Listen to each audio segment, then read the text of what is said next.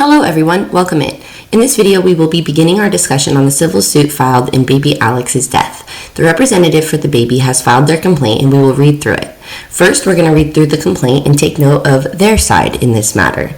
After that, I will offer some of my points to combat their factual analysis of this instance, and from there we will discuss if it rises to the level of negligence and a wrongful death claim. In New Mexico, wrongful death actions may only be brought by a representative, which is why you will be seeing the name Arthur Bustos rather than Alexee or Devin, even though this suit, should it be successful, would be awarded, the damages would be awarded to Alexee and Devin in the end, not the representative necessarily. This video is going to have a lot of legal lingo in it. This is all based on understanding the process of a negligence claim and wrongful death. And as well as, since the hospital can't be directly attributed to the death, there can't be considered the actual cause of the death of the baby. They are using what is called proximate cause throughout all of this complaint to try and implicate them in this death of the baby. Essentially, all their claims are negligence claims. So negligence consists of four components. Duty, which the hospital did owe to Alexee and baby Alex. We can establish that right off the bat. Hospitals they have a higher, they already owe a duty because of what they are. Doctors, hospitals, lawyers, things of that nature already owe a duty. Okay, that doesn't even have to be determined. But in any negligence claim, let's say you were in a car accident or anything, your duty is to exercise reasonable care in all your actions in society. Otherwise, you can possibly be found negligent. Okay, so that's duty when it comes to the hospital. Breach is the next part, when the conduct of the person or entity falls below that of the reasonably prudent person. Reasonably prudent person is a legal concept as well. It's a fictitious person that acts reasonably. That's the easiest way to put that. It's who we compare the actions to. Causation, this is where you actually link the injuries suffered to someone's actions or a breach of duty by a person or entity, right? And then there's two types of causation. The actual cause, which means it is the direct cause of the claim, in this case the death, or the proximate cause, which is what they're going to be trying to use in this case, which is it's sufficiently related to the claim, which is baby Alex's death. Damages measure what was lost or damaged as a result of whatever the defendant's negligence comprised of. In this case, it would be wrongful death. Sometimes the punitive damages in wrongful death cases are in 7 figures. You can see wrongful death cases, depending on how malice the negligence was and how bad the situation is, you can see a lot of money being awarded in these cases sometimes. On screen here, I have the wrongful death statute from New Mexico. Wrongful death is essentially exactly how it sounds: a civil action to remedy the actions of a defendant that caused the death of an individual. In this case, the wrongful death is encompassing negligence claims, like we talked about just before, to try and bridge the gap as to how the hospital and the doctor are at fault for the decedent's death in this case. From here, let's go into the actual complaint. This is a pretty long document. I'm not going to read all of it. We are skipping past the beginning. This is basically just establishing who everyone is, that they don't know exactly who everyone is, and that they have the right to find them out and add them as this goes along. Jurisdiction, venue, joinder, saying we have the right to bring this suit and where we're bringing the suit and combine all of these people together. And this is where we get into the heart of the issue, the factual background. I'm just going to read through this part as quickly as possible so you can take note of what they have said in what they are claiming has happened. On January 26th, Alexee J. Trevizo, hereinafter Alexee, the surviving mother of the decedent, attended Artesia High School as a student, was on the cheer squad, and attended Artesia High School cheer practice. On January 26th at approximately 11:47 p.m., Alexee was taken to AGH Emergency Department complaining of lower back and abdominal pain. On a pain level of 1 to 10, with 10 being the greatest, Alexee stated she was at a 10. Alexee is a female of childbearing age. Alexee had regular menses, had used birth control, pills, and condoms, worked out a minimum of 2 hours, 5 days per week, and had worked out on January 26, 2023 for over 3 hours with her cheer team. On January 27th at approximately 12:05 a.m., Alexee was seen in the emergency department at AGH, at which time the attending physician was Heather Marshall Vasquez, MD. Upon examination, Alexee complained of low back pain and told the doctor she had been at cheerleading practice and felt she needed to have a bowel movement but was unable to do so, and further indicated that she was also experiencing abdominal pain. Alexee denied pregnancy and informed the doctor that she was, quote, on her period, end quote. Alexee was asked if she had undergone a pelvic exam before, and she told the staff of AGH that she had not. On January 27th at 12:18 a.m., medication was given to Alexee consisting of cyclobenzaprine and acetaminophen. I apologize ahead of time for my pronunciation of these medications. On January 27th at 12:28 a.m., medication was given to Alexee consisting of sodium chloride, ketorolac, ondansetron, and morphine sulfate. A saline lock and urinalysis were completed, but no specimen was received of HCG qualserum. On January 27th, 12:28 a.m., lab tests were ordered, and such orders were entered at 12:30 a.m. On January 27, 2023, at 12:28 a.m., a pregnancy serum test was ordered and collected at 12:30 a.m., received at 12:31 a.m., and reported at 12:51 a.m. By call-out, a notice of results sent via computer to Chris Sanchez, RN, at the AGH. I don't like that there's a "the" there, sorry. To Chris Sanchez, RN, at AGH, and the doctor showing positive for pregnancy. The doctor and nurses admit that at 12:51 a.m., they received on their computers the notice of the results of the blood test showing that Alexee was pregnant. The medications, which were being given via an IV of cyclobenzapine, acetaminophen, sodium chloride, ketorolac, ondansetron, and morphine sulfate, and despite AGH, the doctor and nurses knowing at 12:51 Alexee was pregnant, was continued after they had notice of pregnancy. The medication, including morphine, was not stopped after defendants knew at 51 hours Alexee was pregnant. Ketorolac, ondansetron, cyclobenzapine, and morphine all have warnings regarding use if the patient is pregnant.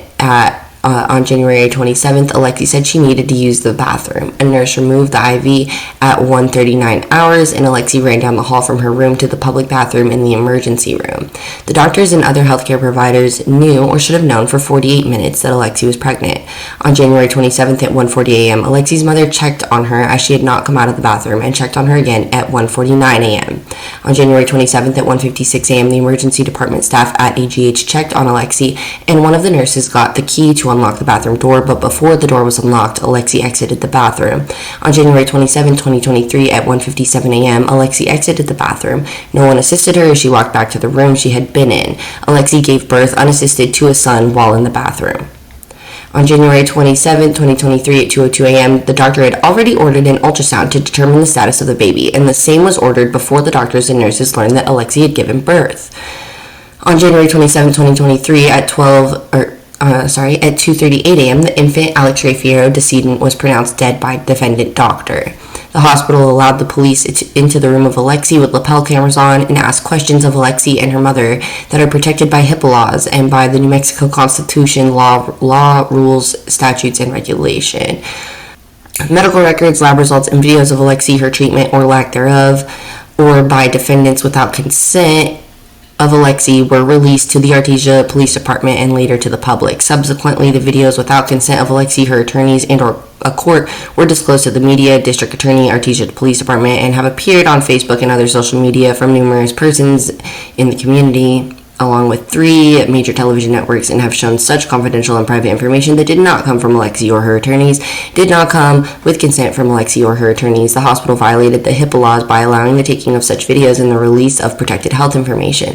The hospital doctors and hospital employees allowed the release of protected medical records and information, including reports and videos taken at the hospital.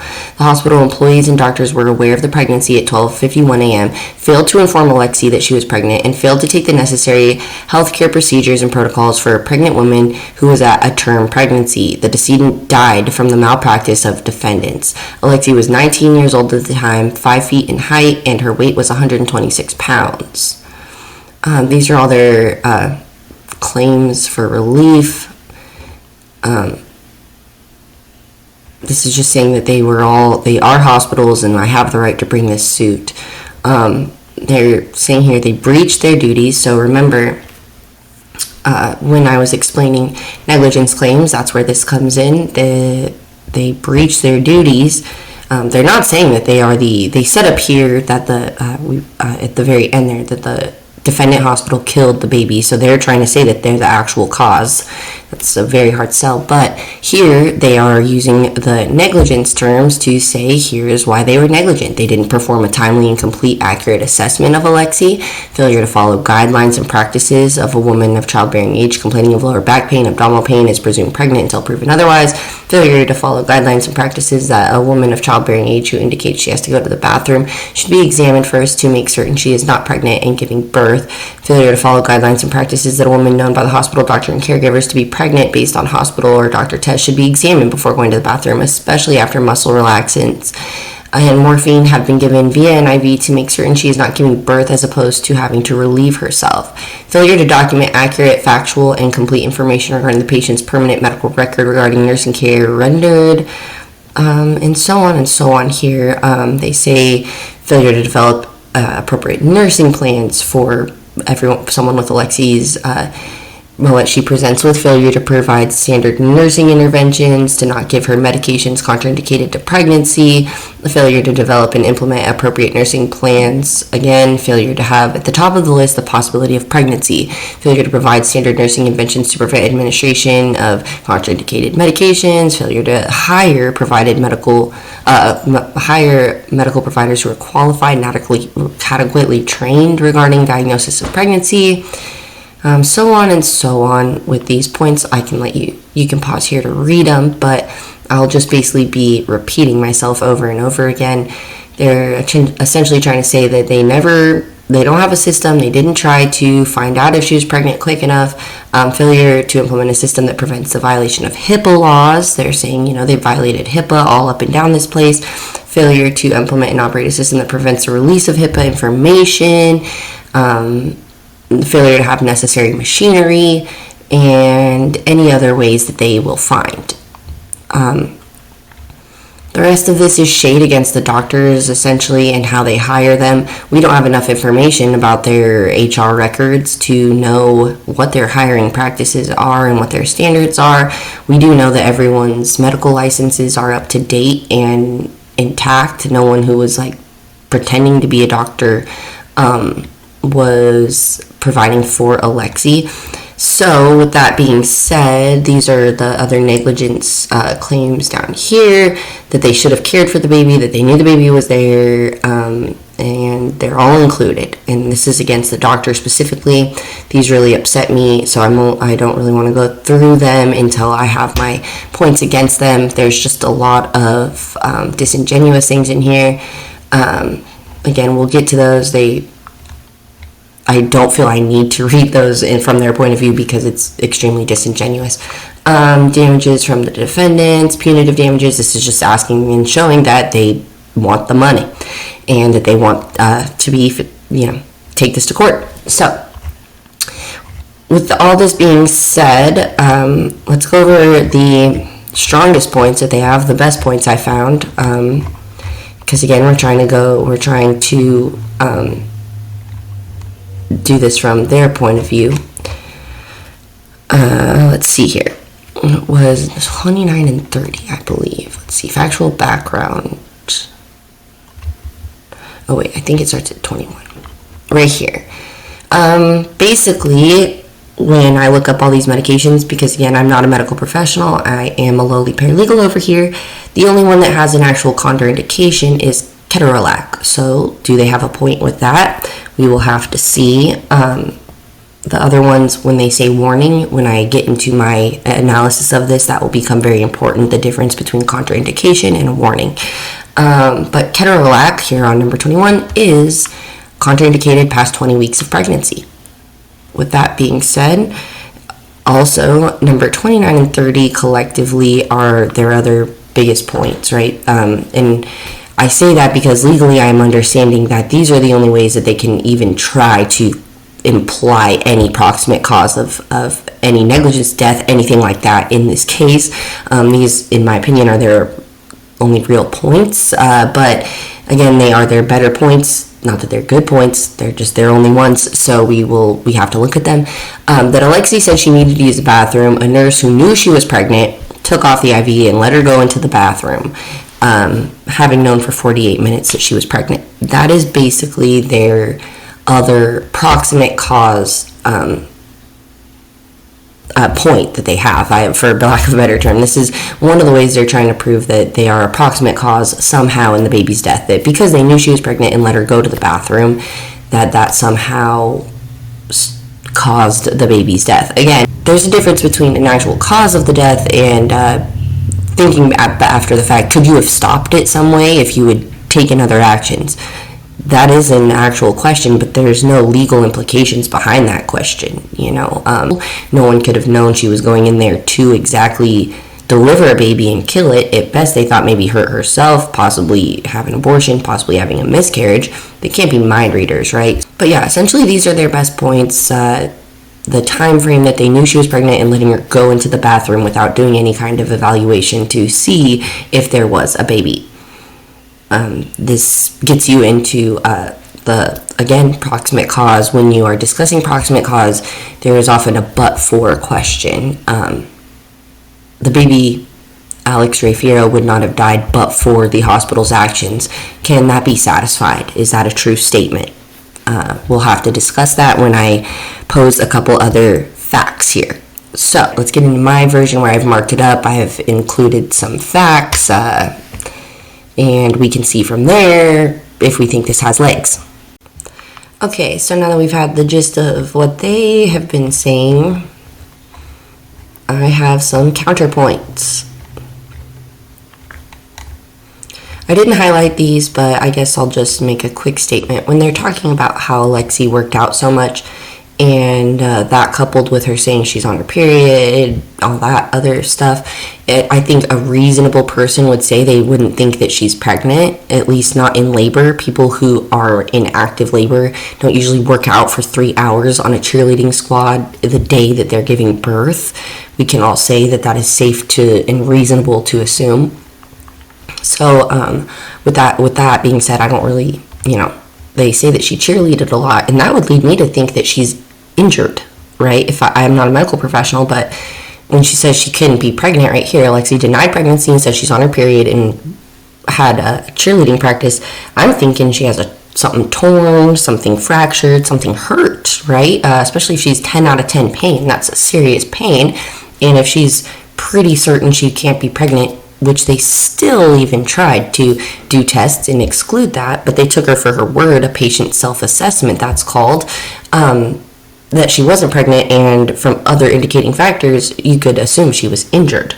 Here, when I highlight these, the cyclobenzapine, acetaminophen, those don't matter. Those aren't wrong to give a pregnant woman or a woman in labor. The only medicine that has an actual contradiction or contraindication to being for a pregnant woman past 20 weeks is ketorolac. At the time of them giving it to her, they did not know she was 20 weeks pregnant, so it wasn't negligent. They, by all accounts, thought she wouldn't be pregnant, but still tested anyways, right? This is where the difference between contraindication and a warning comes in. All medications have warnings. They're very disingenuous here when they're like, they all have warnings for pregnant women. So does fish. So, warnings are not sufficient enough to say that they were negligent, and no medications have been found to be even a proximate cause of the baby's death via the autopsy. So it is a high ask, in my opinion, to say that any of these medications, with knowing what they knew at the time, did anything to the baby. So no negligence, in my opinion. Here's where I get to a point where we are actually going to need more information. They, according to the medical records, all the medications were administered at, like they said in this complaint, around 12:28-ish, right? From 12:18 to 12:28. The pregnancy test doesn't come back till 12:51. We don't know If these were a slow drip medication, meaning they were all in the IV and slowly being administered to Alexee, or if these were push medications, all pushed in through the IV and directly administered within a few minutes, like of being pushed through. Sometimes morphine can take up to 4 to 5 minutes to push through for safety reasons, so that you don't concave their chest or whatever they say. So they push it through, and oftentimes you don't just sit on a slow drip of these medications. They're giving them to you right away, and they're giving you the full dose, and they push it through the IV. They say here that it was continued, it was not stopped. Well, actually, the only thing on the medical records that they show that Alexee was ever put back on after having given birth and being removed from the IV, and once the doctor made contact with her and was trying to figure out what was going on, was a saline lock. So they actually didn't administer more drugs, and if it can be proven that these were all push medications, there would be no going back from having given them to her, and they weren't continued, and they weren't not stopped, as they say. We don't know if they were all pushed or if they were slow drip, but if they were pushed, there's really no issue as far as continuing them. They acted off the information they had and tried to relieve the pain of someone who, at that moment, indicated there was no possibility of pregnancy. Again, also, the amounts that they gave were not negligent either. They didn't dose her up to some ridiculous degree. The doctor and healthcare providers knew or should have known for 48 minutes that Alexee was pregnant. Again, one of my issues, like I said, this was one of their better points, but my issue with it is, if we divide that down by the amount of patients that were in the hospital, it's about 15 minutes per patient. We do not know what the doctor was doing in that time period. We do not know how severe any of the other patients' needs were. We do not know what it is she was doing. We did see a patient in shackles, jail clothes, accompanied by a police officer, limping by on the body cam footage at one point, and he was making serious sounds of pain. We do not know what could have possibly happened to that prisoner or been going on for that prisoner, and what the doctor may have been needing to do and sanitize, anything like that. If there's some kind of staph infection, I know staph infections are very common amongst prisoners and people in jail. So that, we don't know what was going on as far as what the doctor was doing. Is it reasonable to believe 15 minutes per person, and getting the secondary test to get the HCG to see how far along Alexee was, which she did right away as soon as she got the pregnancy test, and then continued to be with her other patients who were possibly needing more severe care than Alexee. Remember, this is an emergency room. Alexee's in pain, had been given medication, and seemed to be doing better. What is the urgency to go and tell someone she's pregnant if you don't think she's in active labor and you don't firmly believe any of these medications are going to be contraindicated for her? Everything that they were doing was fine, if you put it that way. They are upset about a sense of urgency to see Alexee. Well, why is she the princess of the ER? Why did she have 9 whole months to figure out she was pregnant, and in the hour and a half that she's there, she needs to be priority number 1, despite all the other people in the hospital? People have said that that's a small amount of people in the ER, that it wasn't overwhelmed. Okay, but should the doctor not spend an equal amount of time with everyone? Should the doctor completely disregard everyone else and focus on Alexee? It's unreasonable. So I'm not discounting that sometimes doctors suck and they're not great. As far as I saw with these people, they're actually a little bit better than the medical people in my city, no offense, but every time I've been taken to the emergency room, there was no urgency. We waited for hours in with some severe things, and so this was doing the best they could. I bet if you, on average, put the time that it takes for people to be seen in ERs in all of the United States, they would look like they were on it at this point. You know, they were on it. That's my point of view on this. You can present these mitigating factors, and you can't just completely say that this was negligent, that it was 48 minutes. I say that that's their best point, but again, to me, it's null and void. That's not a ridiculous amount of time. The doctor started examining her immediately after she came out of the bathroom. So let's get there. They say that Alexee's mom checked on her multiple times, and she had not come out in 9 minutes, which is a pretty long bathroom trip in my opinion. Already, even though that wasn't the end of the bathroom trip, they completely disregard that they had asked Alexee to come out. They just basically say that Alexee, that they get the key, but then Alexee exits the bathroom on her own. That's not genuine. That's very disingenuous. She was asked to come out and was refusing to come out until they got the key, and she only came out by threat of key. I find that to be a more accurate way to put that. Alexee exited the bathroom. No one assisted her as she walked back to the room she'd been in. I don't know what they mean by assisted in this. What do they want her to have, a wheelchair? Like, what do they want? They want her to carry her like a queen on their shoulders? What kind of assistance did she need to walk back to the room? Again, also that walk back to the room and being surrounded by all those medical staff was the ample time for her to have said, hey, there's a baby trapped in a trash bag. If you get to him now, you might be able to save his life. She didn't make that mention there. She gave birth, they say, honestly, unassisted to a son while in the bathroom. The most honest statement that I found in this. Again, Alexee, what did they want for them to assist her with when she walked back? She threw away a likely bloody trash, leaving bloody footprints, and then they got the best ultrasound machine they had to try, that they had access to try and figure everything out. Now, this is where I get into some pretty annoying parts, pretty exasperating. On January 27th, Alex Trevizo was pronounced dead by the doctor. I put a little arrow there because they skip over a whole chunk of time right in between there. It should have been, at this time, a hospital worker found a baby encased in plastic, hidden under a fresh trash bag liner in the bathroom that Alexee had been in. Alexee admitted to putting the baby in the trash bag. And the judge would be like, I'm throwing this out. So that's why they didn't put it there, but there is a whole chunk of time missing in this complaint right there.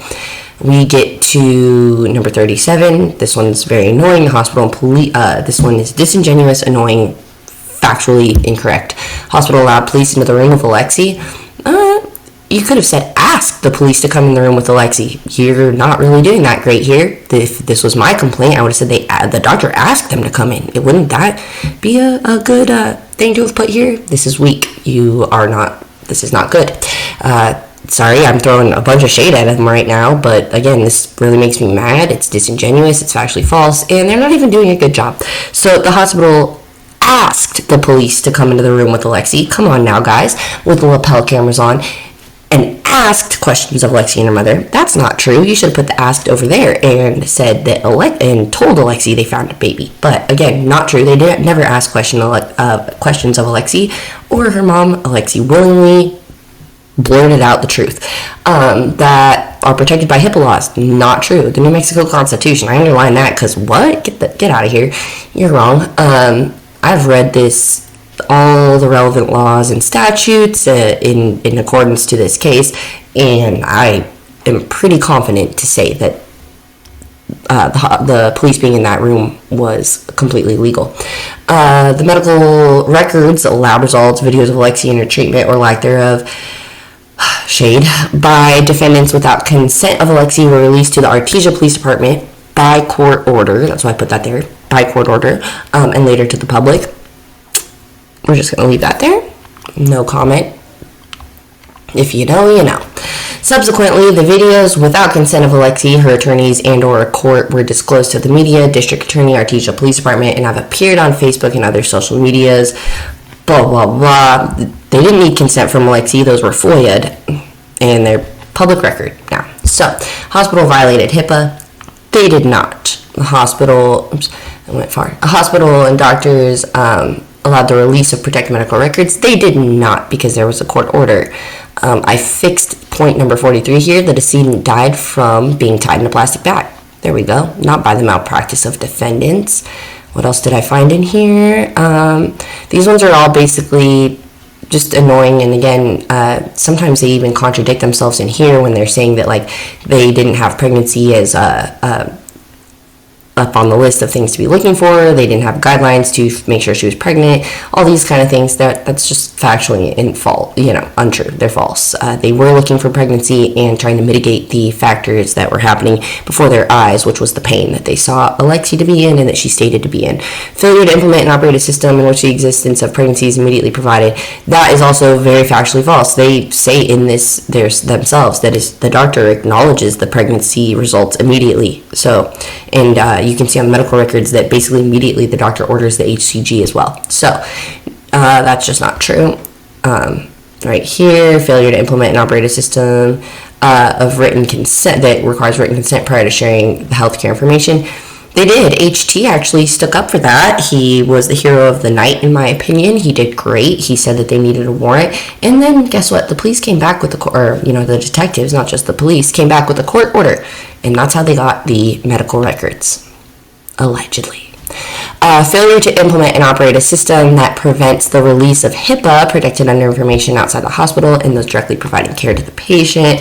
Again, that's just factually false. I fixed these over here too. The treatment of the baby by Alexee during the events described in the bathroom were reckless, wanton, and performed with utter disregard for the safety and welfare of Alexee Trevizo. Alexee Trevizo's death was a direct and proximate result of the negligent acts and omissions of Alexee. There, I think that's a little bit more factual. The death of Alexee Trevizo was due to the negligence of Alexee, without any contributing negligence on the part of Alexee Trevizo or the hospital. I think those look a little better now. Down here, I think just to show that they actually didn't make their better points and that this has like a lot of issues. Right here, they even doubled up their points, and they didn't realize that before filing this. So this is me just throwing all the shade I can at them now. This is not really worth the paper it's written on. They did not do great. Down here, these just annoy me because they're just throwing a bunch of shade at the doctor. And the doctor is qualified as far as we know. So she didn't choose not to figure out anything about Alexee. She was figuring it out. She didn't choose not to tell Alexee for any reasons of malice. She was with other patients likely and would have been timely and promptly informing Alexee once she made contact with her. So it's just a lot of this is ridiculous. Choosing to allow HIPAA violations. Again, they didn't do that. This one is probably the worst. Choosing to blame the death of Alexee Trevizo upon others rather than taking responsibility for failures and omissions.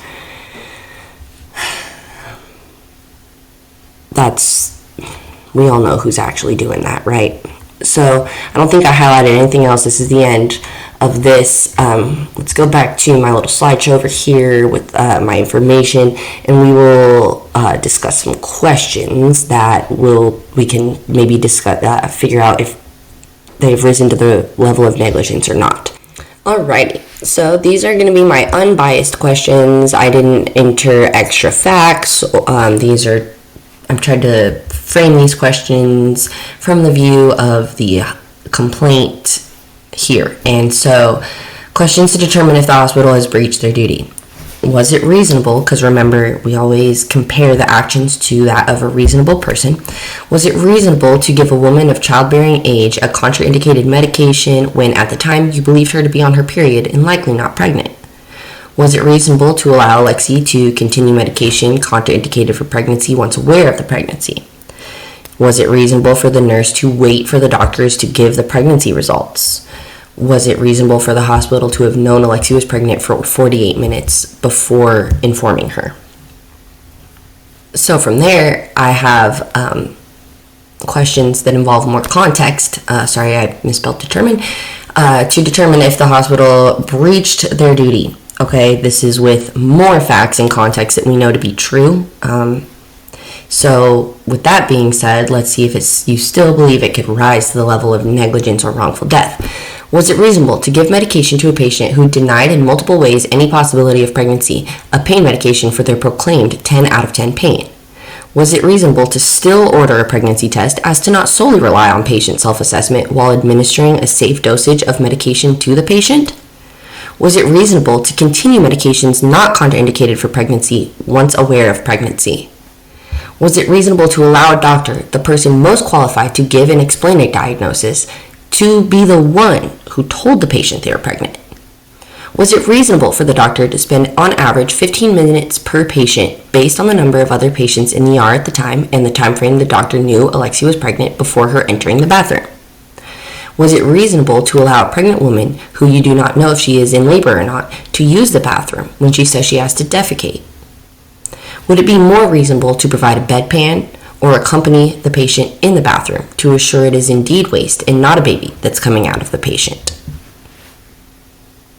With these questions being posed, we can also say that they are asking a lot of but-fors, right? The baby would not have died but for them doing an examination before her going in the bathroom. The baby would have not died but for them not giving her medications.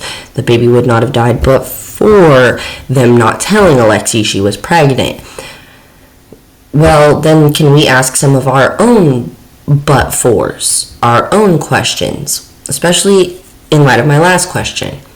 When the nurse let Alexee off the IV to the bathroom,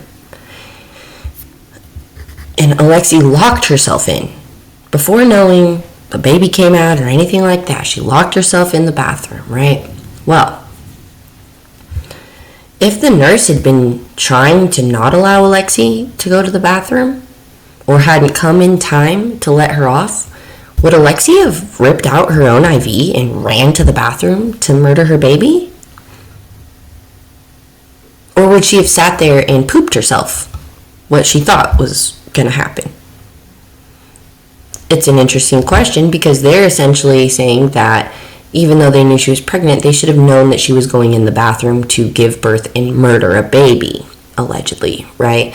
So, could we have any kind of knowledge, and can we play mind readers to know that Alexee would have done anything to not have that baby in the presence of hospital staff and her mother, or anyone for that matter, so that she could therefore throw him away and get rid of him, conceal him, and deny her pregnancy like she did all along those 9 months?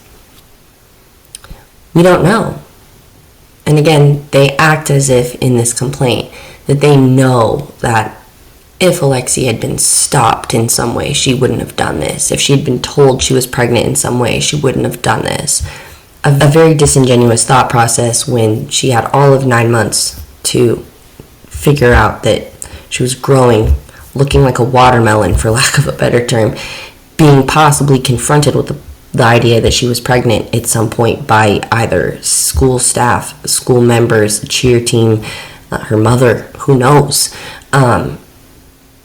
If she had 9 months and they had an hour and a half, and then she went into the bathroom, delivered, concealed, and allegedly murdered a baby and never told anyone about it, can you find the hospital to be any kind of actual or proximate cause of the baby's death? Again, we have to understand actual and proximate cause. An actual cause would be someone looking at their phone and they run over a pedestrian and the pedestrian dies. They caused the death of that pedestrian. A proximate cause would be a bar over-serving a patron, and that patron gets in their car and drives and kills someone from drunk driving. The bar then would be a proximate cause because there are legal limits to how much you can serve someone. So, proximate cause, actual cause. We can say for certainty that the hospital is not the actual cause because despite knowing Alexee was pregnant, they would have had to all but tie her down and stop her from going anywhere if it was Alexee's motivation to not have this baby in front of anyone else. It does look extremely suspicious for Alexee that she did run to the bathroom, that she didn't ever tell anyone that she had the baby. I would think it was more likely that she didn't know she was pregnant and that she really thought she had to defecate, and if when the baby came out she freaked out, flung the door open and said, "A baby just came out of me," and all the hospital staff and her mom and everyone would have ran in there and done what they needed to do. Again, it leads to the idea that she was attempting to make sure no one knew this, and if they can assume things, maybe we can assume she would have gotten into the bathroom by any means necessary to be concealed. I said that we would discuss damages in the end, and that is because, again, that is the very last rung. We have to say, is there a duty? Yes, there was. It was a hospital. Did they breach their duty? I think they never breached their duty. That's my personal legal opinion. I would love to know your opinions if you think that there was any kind of breach of duty in their actions. And then past that, if you do believe they breached their duty, do you believe that they are the actual cause of death? Do you believe that they are the proximate cause of death for the baby? And if you can say yes to either one of those things as well, then damages would be awarded. I have seen damages in wrongful death cases be like a lot of money, 6 figures, 7 figures. It depends on the case, but a lot of times it does include a vast sum of money for the damages. I've seen them be awarded for even as much as someone would make in their entire lifetime, right? Monetarily. So like there's definitely a vast amount of money that could be made if there was an actual negligence claim that could be fulfilled, right? But as far as it looks to me, they can't. They can barely get past breach. They have duty because it's a hospital, but no breach, no causation, no damages, my friend.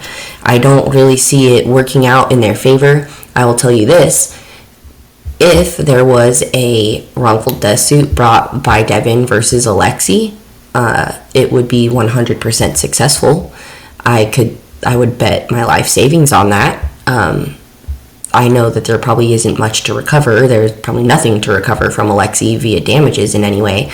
But if he was upset by it, it would be a legal route to go to get some kind of justice in his name, other than the criminal justice that is being sought in baby Alex's name via the state. Obviously, he doesn't seem to be upset. He doesn't seem to believe that Alexee caused the death of the baby. I don't know what. He's still with her according to all relevant accounts. So that being said, I don't believe he would ever bring a wrongful death suit against her. He only has 3 years to do it if in the state of New Mexico if he wanted to. But that would be a very successful wrongful death suit, in my opinion. This one is not so much. But if you do actually believe that there was negligence here or wrongful death, I would love to hear your opinions. I'll never attack or belittle you for asking questions or thinking differently than me. I am very curious to see what other people think or believe in these situations. So with that being said, if you do have any comments or questions or concerns, please leave them down below and I'll get back to you as soon as possible. I do love the conversation. If you're interested in following this case to trial, please subscribe because I'll be covering it all along the way with a legal bent, both the civil and criminal case now. So if you are interested in that, go ahead and subscribe. With all that being said, thank you so much for making it this far in the video. It's your girl Friday. I'll see you in the next one. Okay, bye.